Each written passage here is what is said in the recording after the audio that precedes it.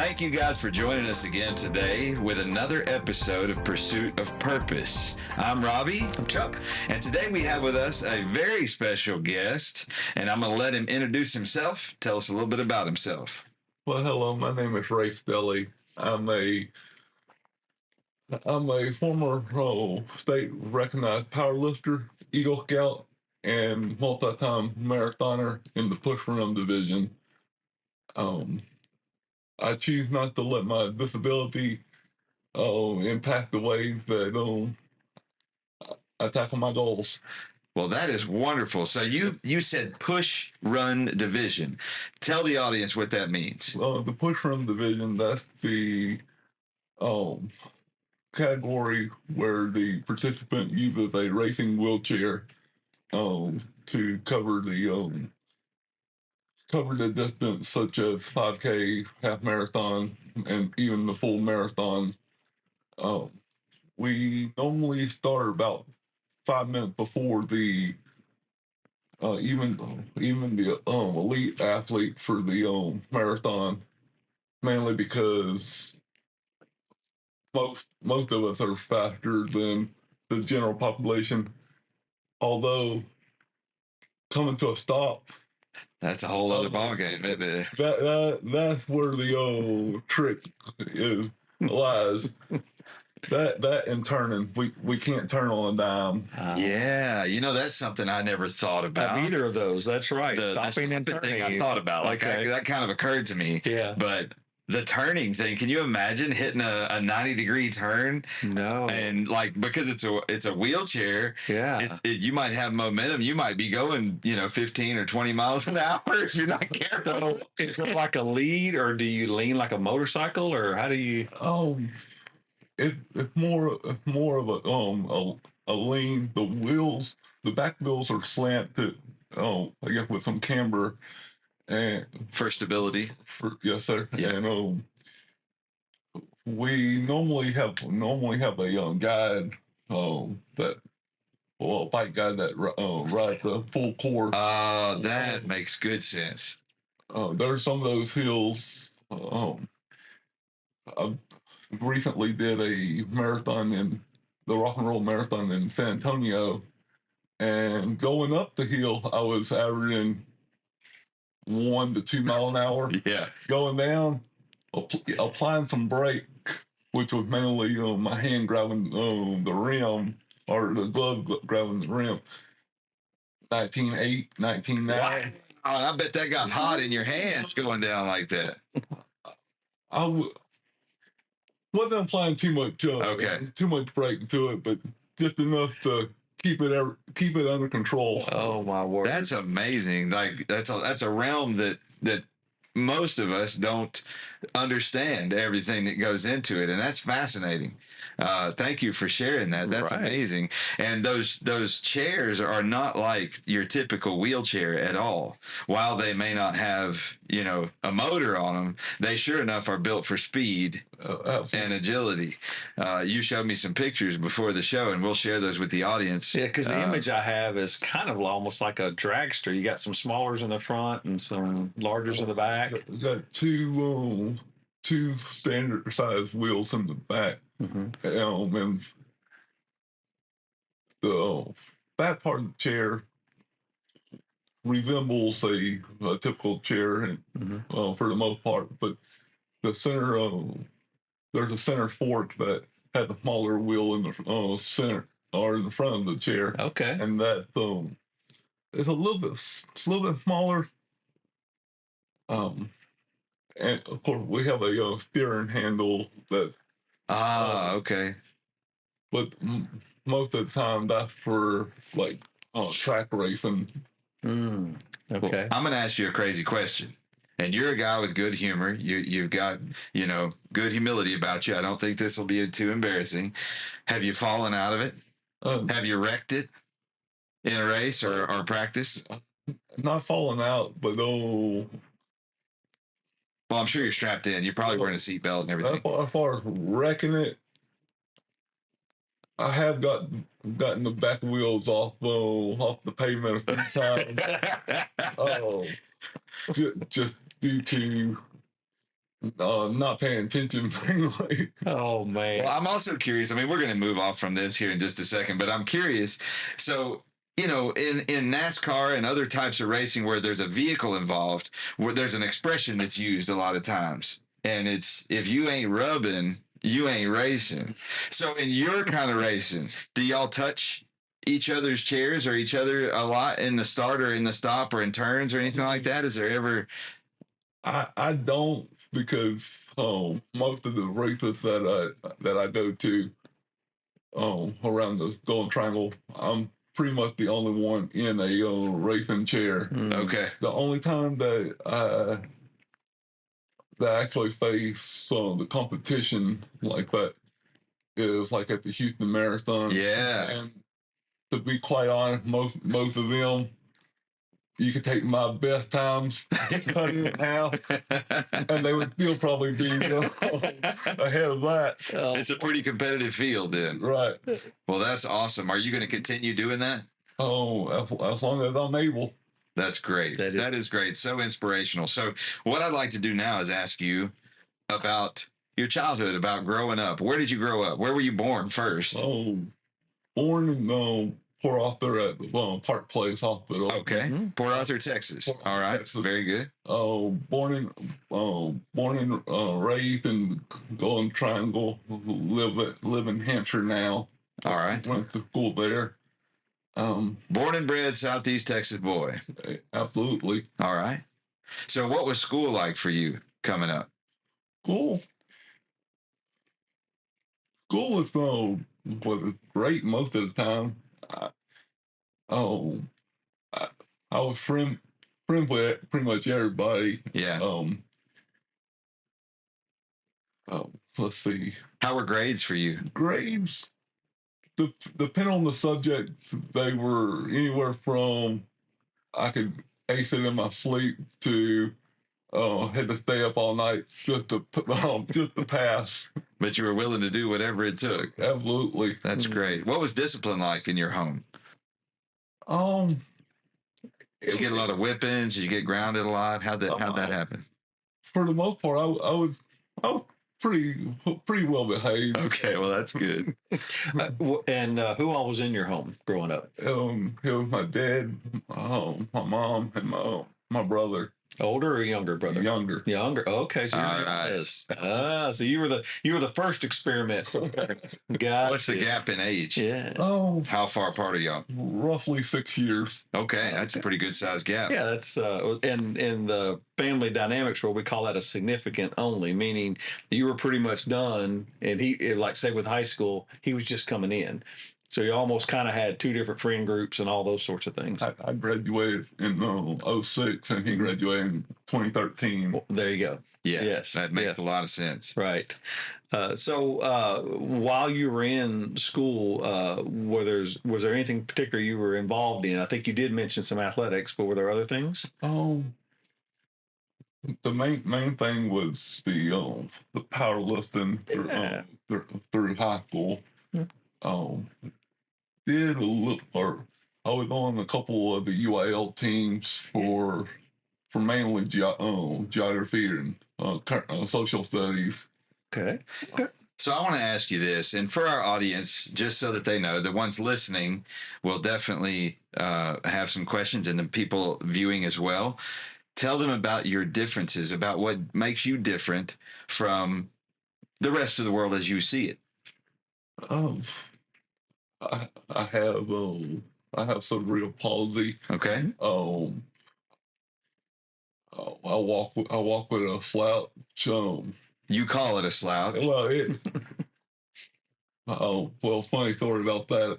When I had the surgery to help alleviate the slouch, to straighten you up, right? Yeah. Which was seventh grade. They measured me at 6'7". Wow, I was going to say you had to be close to 7 foot, because even with your so-called slouch, you're above me. Right now, I'm probably about 6'3". Yeah. Wow. But they so this surgery was to, like you said, kind of straighten things out a little bit, or part of the issue with I also have Soto syndrome, which is excessive growth. Excessive growth through the early years of life. Is that a pituitary gland thing, or is that, do you know? Honestly, I don't know. Oh, okay, well, that's needless to say, I was always literally a head taller than even kid 2 to 3 years older than I was. Wow. Wow. So that's all through the grade schools, Right. and then this surgery happened. I think I heard middle school, 7th grade. Yeah. Okay, all right. And walked in, able to run better than I walked because I was always on my toes. Okay. Straightening out just that wasn't an option. Rolled out of the hospital. Between then and the time that I finally was able to stand under my own power, it was about 3 years. Wow. So you used the wheelchair. Okay. So it took that long for everything to kind of catch up and your body to catch up to the intent of the surgery, I suppose. Absolutely. Okay. All right. It was it would, let's see, there was some unrealized, I guess, a nerve condition. Okay. That like showed itself after the surgery. That took caused some more delays. Delays, and it took some time to finally come to a diagnosis of what it was. Yeah. That was a difficult stretch. It made me think about the question whether or not it would have been better if I had not been able to walk at that time. Ever known the feeling versus knowing the feeling, and then for that time not being able to do it. Right.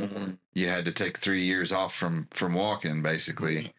So I guess that there are folks we probably have all met through the years that have had certain medical conditions where the doctors oftentimes will say, well, there's this and then there's this. And it's almost like 6 one, a half dozen the other. Like, this is likely going to happen, but then if you don't do it, this is for sure what we know. And then we have to make that, I guess, as a family, y'all had to make that decision. Say, well, what's going to be the best thing for you, you know?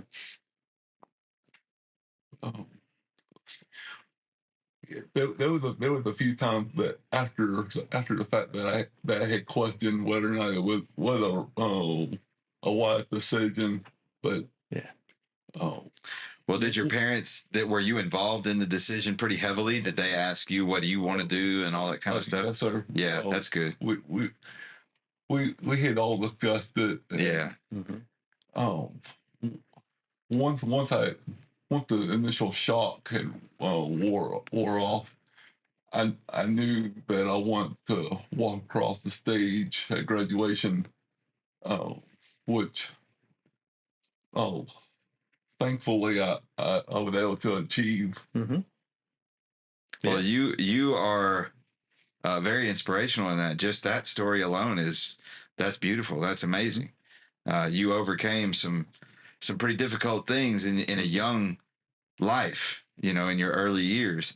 7th grade is not a real high mark of maturity. Right. In, you're a common young man in America. You're not, that, mature or astute to understand what you were dealing with. And those are grappling with some pretty big issues. I put you in a unique category, and hope that's okay. We've all had friends. I know even cancer has been in your family with young people and CP, and it almost like it presses young people into a maturity kind of before their time. Absolutely, because we get these average. We know high school kids are like I don't understand why you can't see things maturely.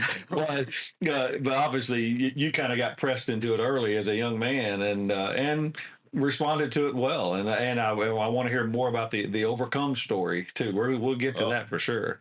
Well, there's something else that you sent me. You sent me a little bio just for our audience to understand. I cheated a little bit before this interview.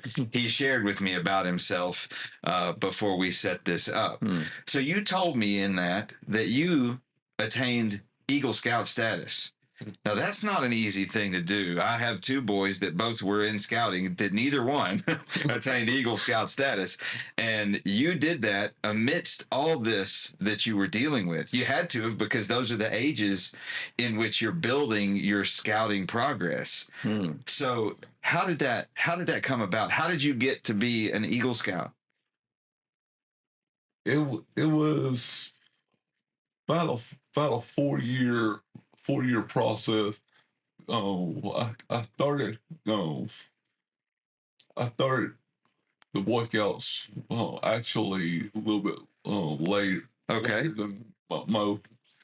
Although I had been in Cub Scouts and went all the way through the era of light. Yeah. I took a little bit of time off during that time. I didn't start back into it. I was probably 14 years old. Local scout troop that I joined in had a lot of cousins that went through it. Let's see. A lot of cousins and a lot of friends from school and all that. So did you think that networking and that building with that social group and the support of your scouts, was that helpful in building you into the man you are now? Oh, absolutely. It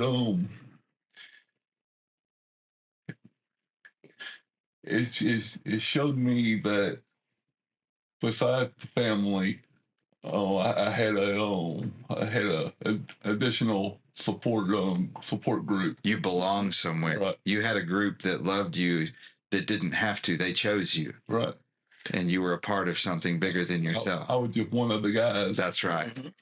One of my favorite things about scouting. So congratulations. They don't give that away. No, Eagle Scout. That's a big honor. And I've been privileged through the years, young men, friends, some family, church, what have you, to write some of the letters, the endorsement letters for young men that are going to Eagle, and they, just people who know them, youth ministers, what have you.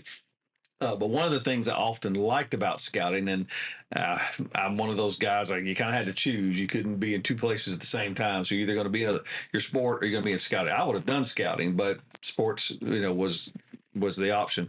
Probably would have done better in scouting, to be honest with you. Regardless, it was that opportunity for that constant reachable achievement. I mean, you had to work at it, but it was reachable. It was achievable. And I like that part of scouting. The other thing that I admire, and I believe that you would, I hope you would agree, I'd like to know if you agree, is that in scouting, you're not necessarily competing against anyone but yourself. Right. You are teaching yourself to do better than you. Right. All the time. Especially whenever you're getting toward the later ranks, you tend to take on more of the leadership role, youth leadership role of the troop. Yes. Start mentoring the younger ones. I was assistant senior patrol leader, then the senior patrol leader. I was the troop secretary a couple times. Wow. And then once I got the Eagle and ate that, for a little while I was one of the assistant scout masters. That's quite an accomplishment. That's amazing. And I didn't even realize that there were all of those different roles that were non-adult roles. These are actual members of the troop have to assume those roles. I mean, any organization is going to have some of those things, but it sounds to me like you kind of raised your hand for a lot of different positions. Yes, sir. That's good. We were a troop most of the time of probably 10 to 20 scouts, all fairly tight knit. Yeah. One of the things about scouting too is they are typically amazing assets to the community that they're in. But then y'all go places. Did y'all do that? Did y'all go to these different, I don't know what you call them, these gatherings and jamborees and all these outings and things? Of course, we went to Camp Ireland. Quite a few times doing volunteer work with the Cub Scouts. I didn't travel too much as far as the bigger scouting or camping events like Philmont and some of the other national jamborees. I went with the troop to, I think it was Vicksburg, Mississippi for the Civil War site tour. Oh yeah, that's wow. What'd you think about that? Oh, I enjoyed it. We did the full full park trail. Yes. That was quite interesting. With the hills, they would leave me a little bit behind going up the hill, but about midway down, I'd be limited. Now, I'm just going to show my listening skills here, man. What I heard you say earlier is that one of your UIL competitions was geography. So I'm taking it you're a history geography guy. Oh, more so history. Okay. More specifically, American history. Yeah. Well, there you go. Pretty much World War II is my really one that I like. Yes. That and the Revolution. Okay. Or as far as founding documents, anyway. Yes. Yeah. Well, that's great. That is that's a mark of intelligence right there. Somebody that studies those sort of things. Indeed, and BSA is big time into patriotism. And so I know at least I think we've all lived in Lumberton and these other places. And the Scouts are always good to mark those days. Those national holidays with flags and various things like that. So that's awesome. I love it. To achieve your Eagle Scout, you have a project, right? Isn't that how that works? Yes, sir. What was your project? My project was organizing and seeing through a fund drive. A blood drive. Oh wow! Okay. I did that at the First Baptist Church of Hampshire. So you gave the gift of life. Yes, to get your wings. To get your wings. Yes. Best I can remember, I believe it was 40-something units of blood. Wow. Were collected. Okay. So for every unit of blood, if I'm not mistaken, you save 3 lives. I believe that's correct. Really? For every unit, I didn't know that is statistic. 3 recipients. Well, look at that, man. That's it. Yeah. And that was the one that got you up over the edge, right? It was that, and then after that, after you submit all the paperwork to the council, you had to do a final interview. They call the board of review. Okay. And luckily that went well.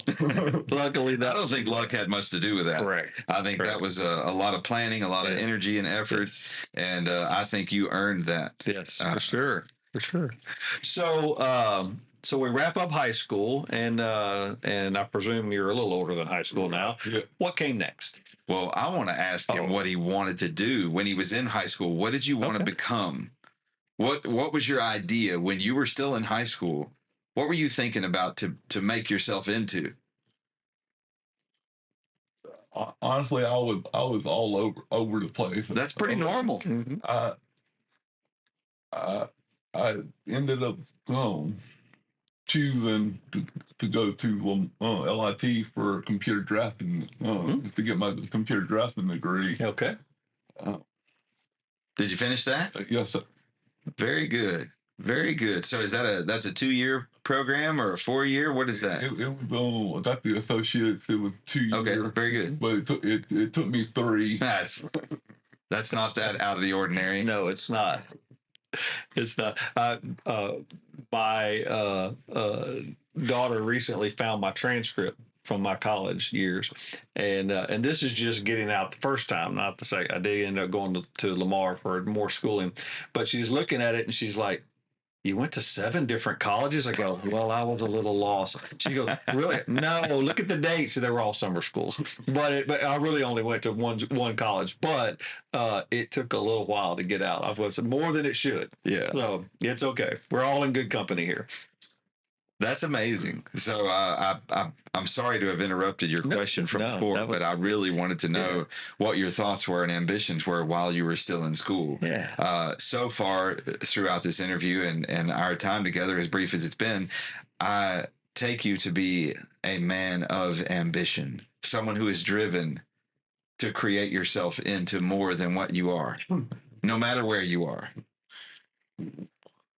That's one thing I've noticed, that once I get the once I get the idea,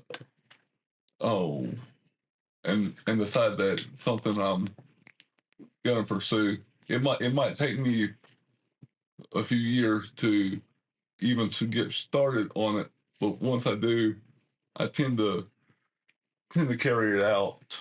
That's good. Yeah. That's really good. But I guess to me that kind of begs the question: what's next? My next goal is to start speaking in front of youth sports teams, church groups, and disability advocacy groups. Yeah. Showing that a disability is nothing more than a label. Yes. That's beautiful. I love that. And we talked a little bit before the interview, and I shared with you my view on that. And I think you agree. What do you think about what I said about how I view that the majority of people who classify themselves as disabled are just different? They just have a difference, not a disability. How do you feel about that? I would agree with that. One thing that I've always believed is that, and everybody's heard it so many times that cliche right now. That's all right. Oh, we like cliches. When there's a will, there's a way. Yeah. Oh, absolutely. If you can think, or if you think you can, there's nothing stopping you except the person you look at in the mirror. That's perfectly put. I'd like to take it one step further, because what I hear from you, even though you're saying think, you're actually showing faith. You are a man who has faith in himself, faith in his creator, and faith in his ability to create. Would you agree with that? Oh, absolutely. So where there is faith, there will always be a way, right? Correct. And that's what you seem to be showing the world with your life. And it's very inspirational to me just hearing it. Yes. The two opposing positions that we find ourselves coaching and counseling is the difference between what Rob just mentioned, which is creating the ways, versus being a victim of, I think we've used the word difference rather than disability. And I don't hear any of that at all. And even with the setbacks, the 3 years where, we had to kind of reclaim the ability to ambulate and walk and whatever, there was that idea, that this is going to happen. Oh, whenever I went back to the doctor towards the end of that series of events, the neurologist that I was seeing at the time just basically shook his head in disbelief, like, I can't explain it. Wow. But there was the evidence right there. Yes. Love it. Say, my faith doesn't need your explanation, right? Right? Right. I like that. So I'm curious. You mentioned early on, we talked about your mom and dad and everything. What what impact what is their role in your life, and what impact have they had on you and the man you've become? Oh, Talk about that just as much as you'd like. honestly, I couldn't have had any, or I couldn't have had or slash have any better parents.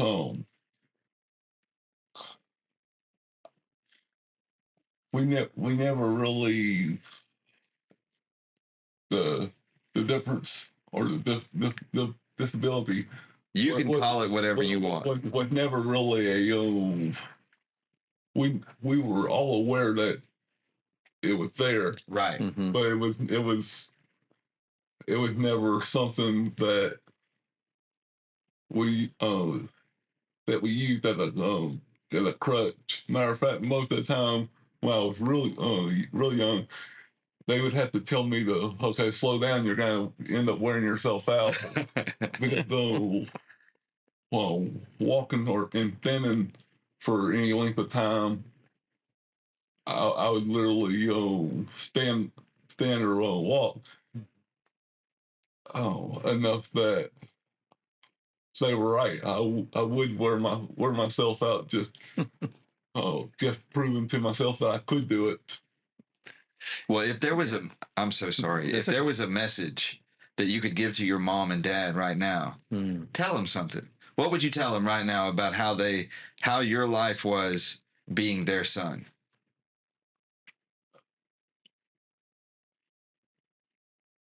Only words I can say: thank you. Y'all were always there. Always could always count on y'all. Matter of fact, I still do to this day. Well, I can see their investment paying off in great dividends in you. And I'm going to let you in on a little secret as a parent myself. It's very likely, I'm going to speculate that if they were here and they were talking to you, that they would tell you they gained more from you than they were able to give to you by the experience of being your parents. Just I'm speculating as a parent myself. So I'll bet you that they're grateful that they had you as their son. Have you ever thought of it that way? Couple times. I'm just thankful that God deemed it fit. The right people. Right. That's right. Right people. That's right. And so, since we're still in that general subject, so we're going to kind of look this way, as if you're talking to, say, some young parents who maybe their first child or one of their children, and the doctors have just come in and basically said, this is your child's condition, and maybe it's something similar to what to your condition, or somewhere in that neighborhood, and maybe start those parents on this journey of developing the best way to respond to their child. What would you tell those parents that obviously your parents did figure out? I would say, acknowledge the limitations as they are, but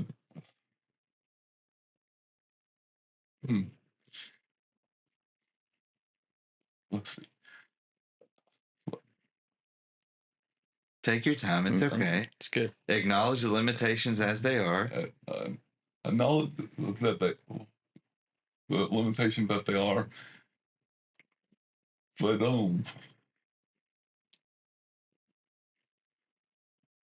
don't,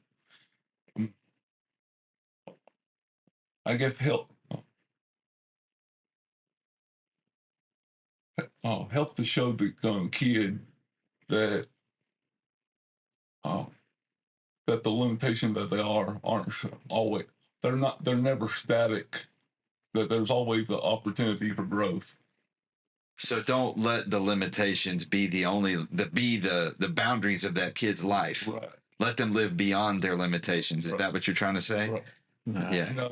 Don't push on way past their own limitation at that point, but allow them to explore and to challenge themselves on their own terms. So let them create their own expectations of their life. Don't put the parents' expectations on them, but encourage them to create their own. Would that be perfect? Yes. Okay. Good job, man. That's what I heard you saying. Yes. Yes. It's because there are parents that they're waking up every day and coming out of they just had this brand new baby into their life, and now they realize there's a learning curve, there's a difference, and so what do we do obviously with the physical limitations, but how do we affect that mind? And your parents, I love it. They never told you no, but they did tell you slow. and I like that. They're like, okay, because we don't have to fix something that he ran into supposedly, like he went a little too far. But I love their attitude though, man. And what a blessing, right? Yeah. So at what age did you get your first race chair? First, that was about 32. And okay. All right. Just curious. Yes. Yeah. And obviously you're still participating. You're still signing up for these events. Yeah. And keep the wheels rolling, as they say. So. Okay. So you are how old now? 36. 36 years old. You're a very young man. I am curious. I'm going to ask you a very big question. Are you a successful man? In certain aspects, I would say I am. I appreciate that answer. That's a good answer. As far as faith, I feel like I am. As far as knowing, as far as building a community that of friends and family that I know and that have my back, absolutely. As far as knowing my limits, definitely. One aspect that I'll just put it this way: there's some areas I have unfinished business. Absolutely, don't we all? My goodness! But what I loved about your answer was you answered in the affirmative. You recognized your success because I see you as a successful man. Yes. This side of the table and that side of our audience is going to understand that you are a successful man. Okay. None of us are finished. Perfect. We all have things that we are still to become. So I am congratulating you that you recognize the success in yourself and that you're not finished. Right. Okay. Sure. So what I'm going to do now, we're going to segue into another part of the show, but what I'd like to do now is you've disclosed to our audience that you want to become a speaker. You want to motivate people who have similar experiences in life or even different, but people who go through what they see as difficulties or differences, even disabilities, and you want to inspire them that they're not finished, right? So how would somebody get in touch with you if they want you to come speak for them or to them? How would they get in touch with you? Would you like to give your phone number right now? My phone number is 409-527-0270. And my Facebook page is Ray Stelly, motivational speaker. And I'll share that when we share the post. But I want people to know, and I'm going to also speculate that you're probably, hopefully, going to get some feedback from this. Okay. So I'm looking forward to seeing results. Okay. I'm looking forward to you calling me and saying, hey, I may need some help because these people won't leave me alone. They like that. I got to go talk to this group and that group. And so let's put that out there. Let's put that out there in the universe. Okay. So can we give them just a little bit of taste of what they can expect? So I'm going to go with the two different sides here. You can't have a chaos without order. That's your yin and your yang. So you did mention about success. So you can't have success without failure. Got to have a few setbacks to bring that spirit back up. So what are your thoughts on failure? On failure. The first step of overcoming any type of failure or obstacle is facing the person, your toughest competitor in the mirror. The toughest competitor knows your strengths, your weaknesses, your past, your level of exertion at that particular time. The only thing it doesn't know is your willingness to see the path to the end. Well, that was profound. Very. I love that you are your biggest competitor. I love that. The guy that's looking back. Man, that's good stuff. Motivated me. I'm telling you. So, I mean, I'm sorry. I have to pick on him a little bit. Get that wheel back on the road, man. Quit running off in the ditch. Yeah. My goodness. That was good. That was real good. Very. Made me want to write it down. Right. So that was very good. Very encouraging. So is there a group that you have in mind, a target group that you'd like to be your first group that you speak in front of? First group would be. Or have you spoken yet in front of people? I've given a couple of speeches. One to the church I attend. That was on a Wednesday night about a year and a half ago or so. How many people were in the audience? That was probably about 30. Okay. And then the other group that I talked to or present in front of was the Arc of Greater Beaumont. Okay. And that was similar size audience. How'd that go for you?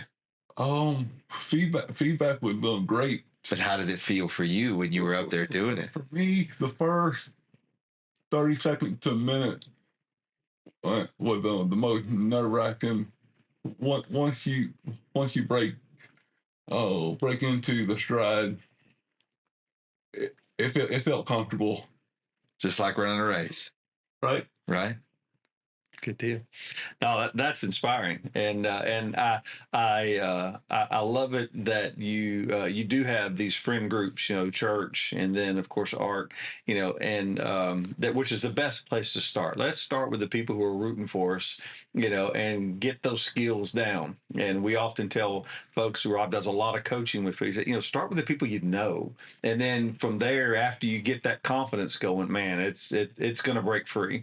You're already calling that to come to you. It's happening right now. You're creating that as we speak.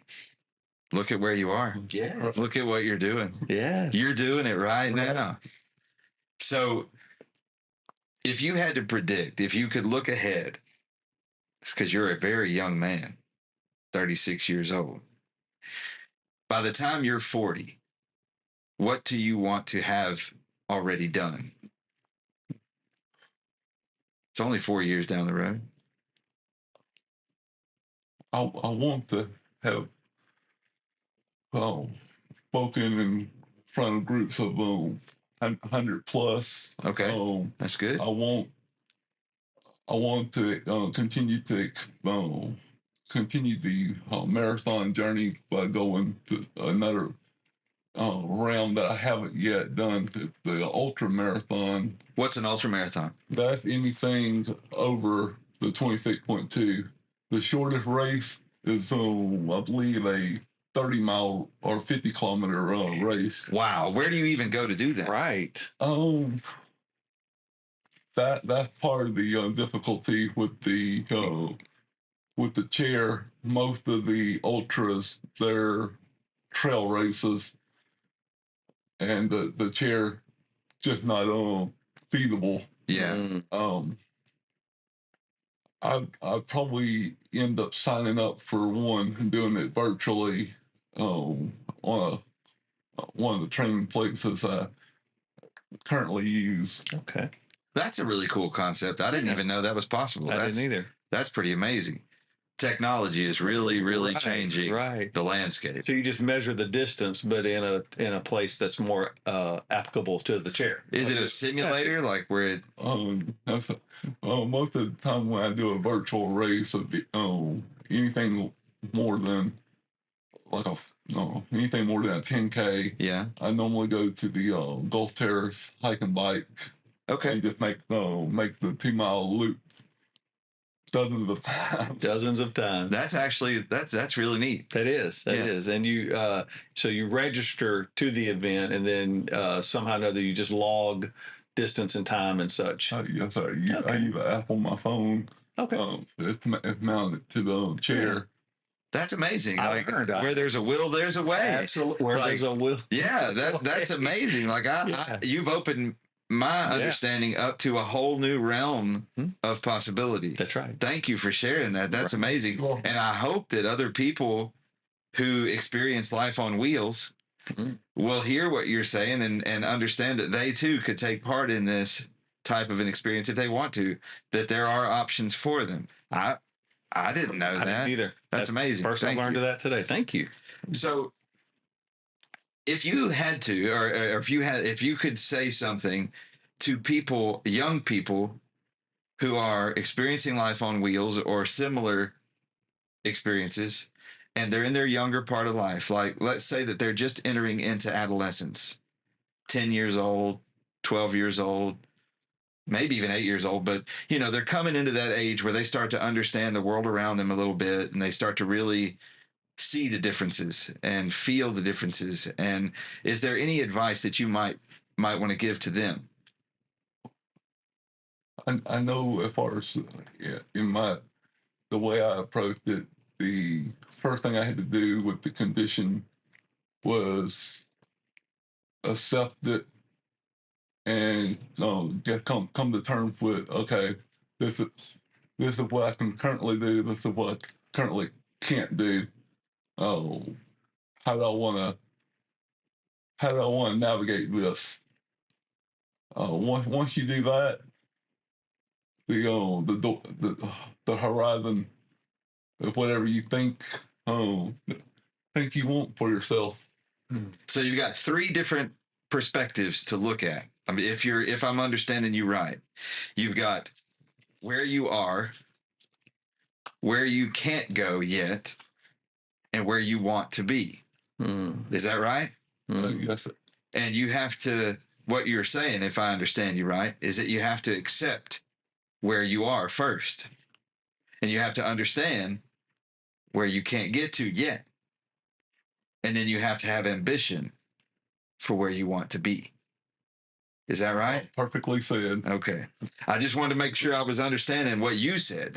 You said it. I was just repeating it. I love it. I love the formula. That is so applicable. Like a triangle of self. Yeah. It's kind of like the share when the wheels are handed out, like you were talking about. You're in your triangle of self when you're in that race chair. Well, that's perfect. Yeah. I love it.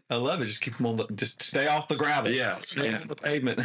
I want to ask you a silly question. It was inspired just now when we were talking about the gravel and staying on the pavement. Have you ever hit a car in your race chair? I've never hit a car. Yet? Nope. No. Do you have to carry liability insurance on this thing? I mean, is it because I know you're moving at a pretty high rate of speed? It's not registered. It's not inspected. It's not insured. That's awesome. That is. What's the fastest you've gone in your chair?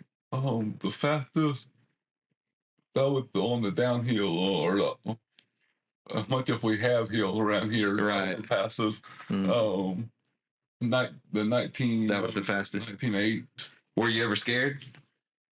I would say concerned and focused on. Okay. What did I need to do to? Yeah. You were very aware. You were very vigilant. And I'm thinking back. I mean, I've watched maybe a few of these situations, and obviously you have gloves because you don't want that friction. Do you helmet? Do you knee pad just in case? I mean, what's your gear here? I have for the bigger races like the Houston Marathon. Helmets are required, but for most of the local races, I normally don't wear a helmet. Okay. Mainly just due to terrain. Yeah. I know what to expect on the course. That was perfect. So when you're just training, you don't wear all that. You just it's only the minimum, like protecting your hands, I guess. Just the gloves. Yeah. Okay. All right. I didn't. I mean, presume because of liability, even the race organizers try to minimize their risk as well, and so they're like, yeah, in case you hit a curb or something, we want you to be okay. Well, it's that, and it's also for the bigger races uh, the incorporation of the bike guides. Yes. Yeah. There's sometimes on the downhills or the slope that they'll be a couple hundred feet ahead of me, letting the other runners know that I'm gonna be coming through. That I'm coming in at probably 15 to 20 miles an hour with no brakes. Oh, well, he's got hand brakes. Yeah. The chair itself actually has had a brake on the front wheel. Okay. But that's more applicable to the track based distances. Oh, okay. That's getting you up to the line and stabilizing you, holding you still. They don't work well at all when you're moving at any type of speed. Yeah. Wow. I blew out a tire across the front tire by applying the brake. Oops. Right after I crossed the finish line. Well, at least you crossed. I had crossed, and the area was kind of congested with. You were trying not to kill anybody. I was midway. I was about mid pack of the group, and it was all between the one handing out the medals and the fellow runners. I hit the brake hard, and that's great. Blew a tire. Wow. There's a story though. Were you screaming when you were coming in? Not really. Get out of the way. That's right. That's right. I love it though. I love it. Those are the stories you get to tell, especially to people who are novices who are getting into racing, like, just so you know, that can happen. I'd like to ask you a little personal question. Okay. Do you have any romantic interest of any kind? Not currently. Not currently. You taking applications for this type of an adventure? Because you just never know, who's going to see or hear this. I mean, you're essentially, potentially a celebrity. So that's it. And a handsome man, and we have an audience. I'm just saying, you're a smart guy. You've already got quite a few accomplishments. You're eligible. Right. All right. Y'all heard it. Eligible man. I was just curious if you had anything like that going on in your life right now. Nothing as of yet. But it is something you're open to. Open to. Very good. Very good. Do you want to have children of your own someday?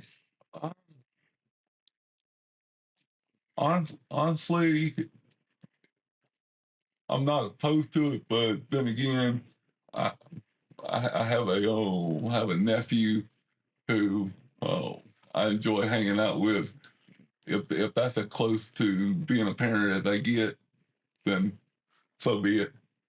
Well, I appreciate that you are no matter what, in everything that we've asked you, in every circumstance you've reflected on, there's not been a negative response in any part of you. Right. And that's what's going to propel you, not just to where you think you want to be, but beyond it. I believe with you, the sky's the limit. And I mean that genuinely, sincerely. Mm-hmm. Have you got any questions for us?